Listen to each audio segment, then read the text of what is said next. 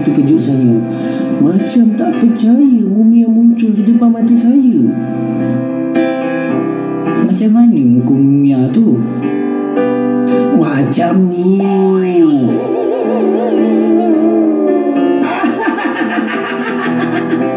Apalah awak ni Ahmad, dalam keadaan sekarang pun boleh lagi nak menyangkut Siddiq Sebenarnya saya rasa bersalah.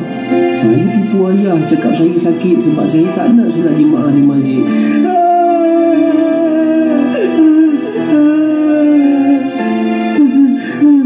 Saya menyesal. Ayah, ampunkan Ahmad. Bagus Ahmad, awak menyesal. Jangan lupa minta ampun daripada ayah awak tau.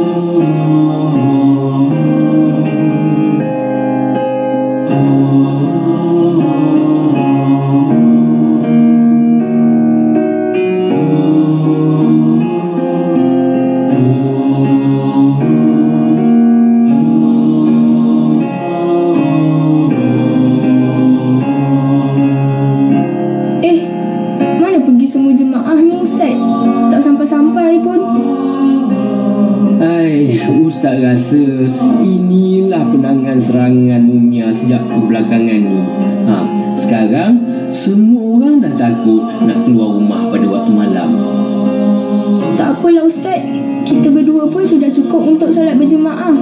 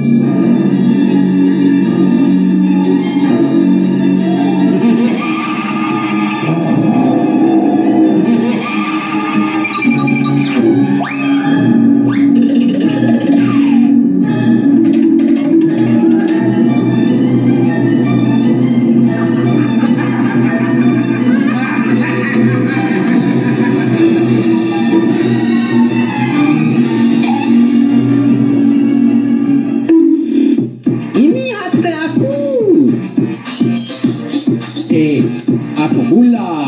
Harta akulah.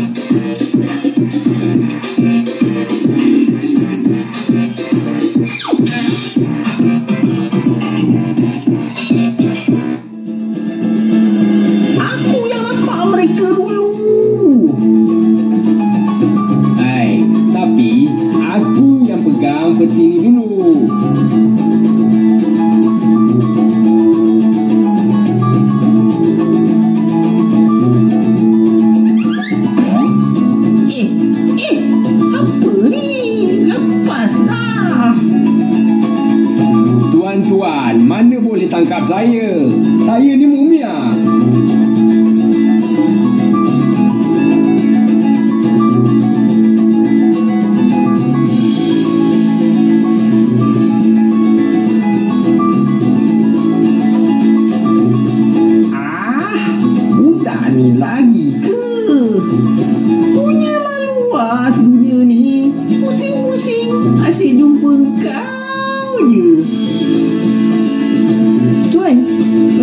bukan mumia. Mereka adalah orang yang menyamar sebagai mumia. Saya pun rasa begitu juga. Tanggalkan balutan mereka.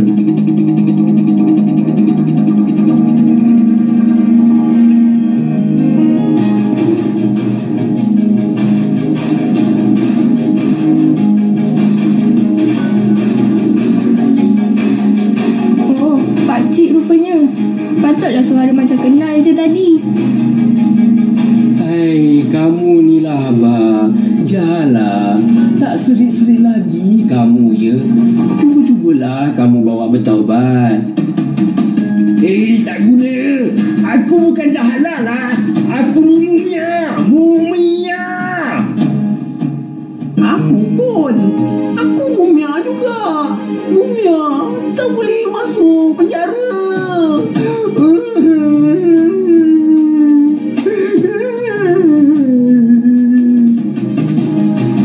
Dah, jalan cepat. Tak payah nak menyamar-menyamar. Dengar suara korang pun aku dah tahu. Aku tak akan lepaskan kau, wahai budak. Dah, tak payah nak berangan. Kemungkinan kamu boleh dipenjarakan seumur hidup tau. Jalan cepat.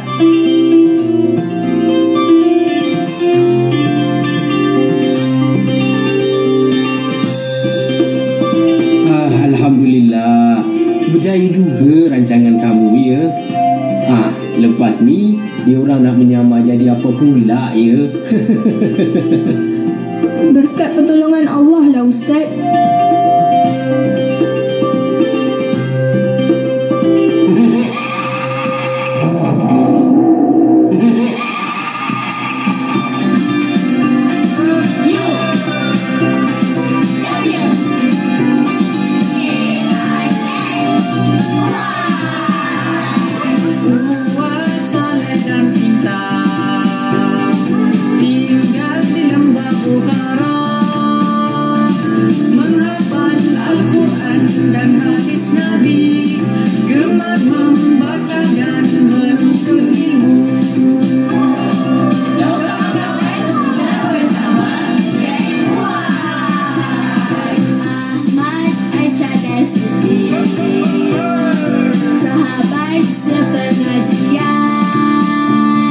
Bersama Ustaz Yusuf.